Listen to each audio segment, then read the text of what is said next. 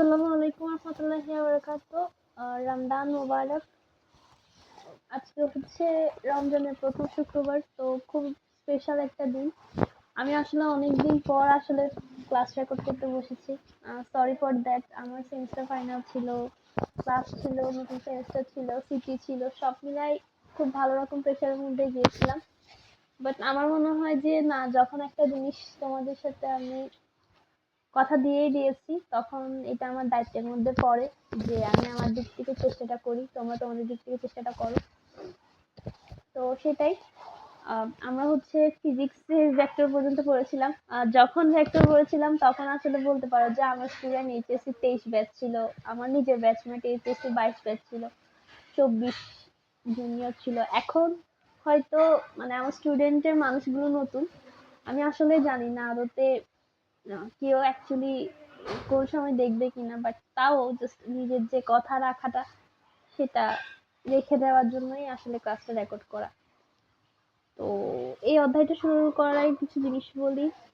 আমি চেষ্টা করব যে ইংলিশের যদি সম্ভব হয় তাহলে আমি যেভাবে ইংলিশ পড়তাম আর কি, সেটার 5-6 মিনিটের একটা ক্লিপ ভিডিও টাইপসের করা, মানে মাস্টার বুক বা হচ্ছে অ্যাপেক্স বইটা থেকে।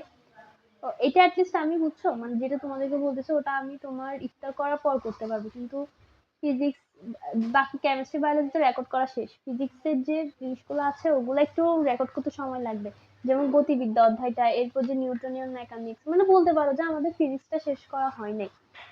আর হচ্ছে আমার আসলে তখন যখন আমি তোমাদের ক্লাস নিতাম, আমার মানে জুনিয়রদের আর কি, 22-23 ওদের ক্লাস নিতাম, তখন আমি ওদেরকে বলে রেখেছিলাম যে কেমিস্ট্রি আর বায়োলজিটা কভার করবো ইনশাআল্লাহ রমজানে। তো আল্লাহ তো তৌফিক দিছিল, 4টা বই শেষ হয়ে গেছিল। এখন আল্লাহ তৌফিক দিলে ইনশাআল্লাহ ফিজিক্সটাও শেষ হয়ে যাবে।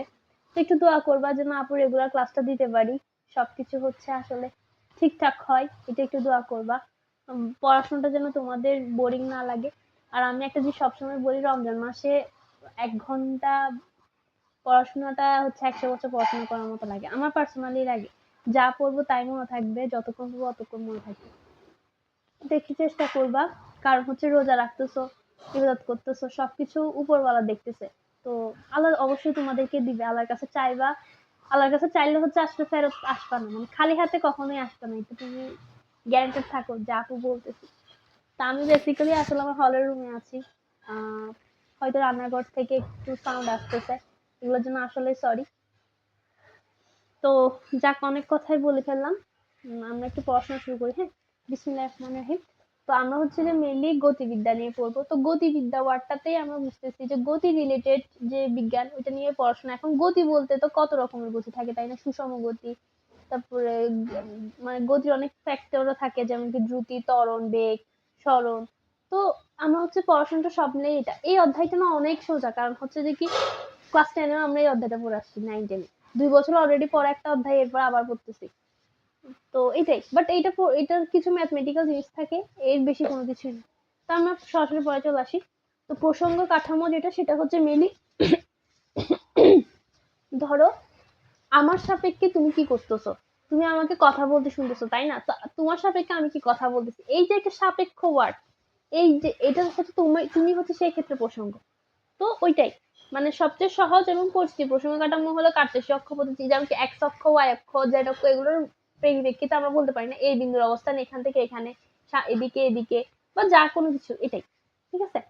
আচ্ছা, এরপর হচ্ছে যে কার্টেসীয় পদ্ধতি ছাড়া অন্যভাবেও নির্ধারণ করা যায়, যেমন কি গোল ভিত্তিক, সিলিন্ডার ভিত্তিক স্থানাঙ্ক নির্দেশ করা যায়, এগুলো থেকে। আচ্ছা, এবার আমরা একটু একমাত্রিক প্রসঙ্গ কাঠামো। আচ্ছা, আমি তোমাদেরকে বলে রাখি, আমি কিন্তু এইচএসসি বেস পড়াই না, আমি হচ্ছে যে অ্যাডমিশনের জন্য যতটুকু লাগে আমি যতটুকু পড়তাম ততটুকুই পড়াই, হ্যাঁ।